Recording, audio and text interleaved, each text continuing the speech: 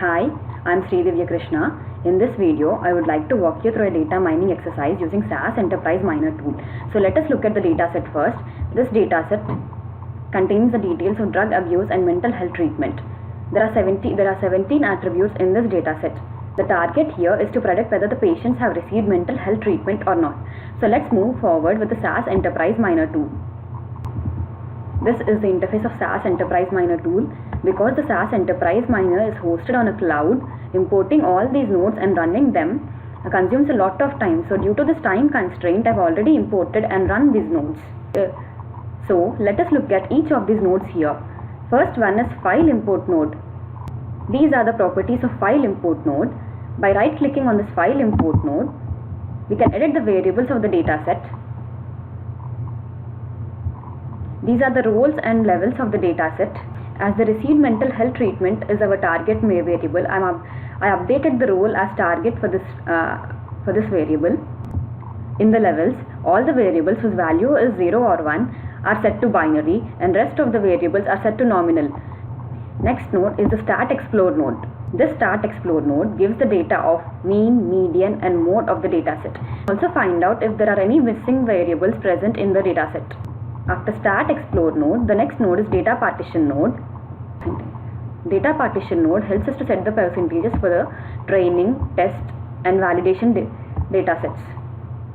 It is always a good practice to give higher percentage to the training dataset. So I've given 70% of the data in the dataset for training purpose. So let us see the results of the partition node here. The partition summary is given here.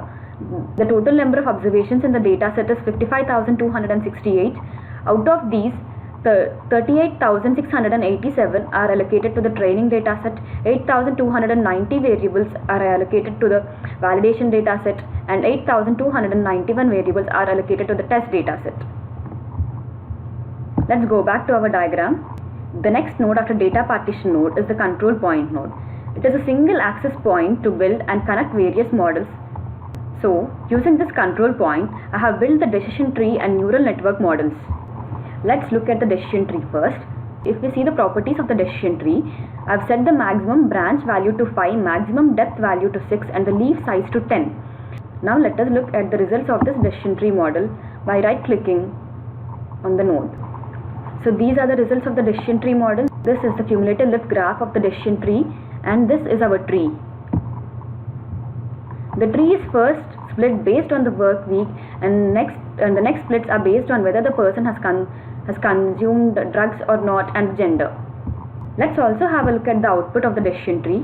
We get the variable summary here for the input and target variables.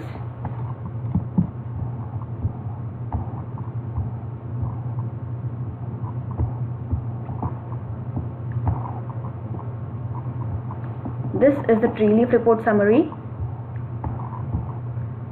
This is the classification table. The percentage of people who did not consume the drug is predicted correctly as 99.6%, and the percentage of people who did not consume the drug is predicted wrongly as 0.3%. And this is the classification table for the training dataset. The classification table for the validation dataset is also shown here.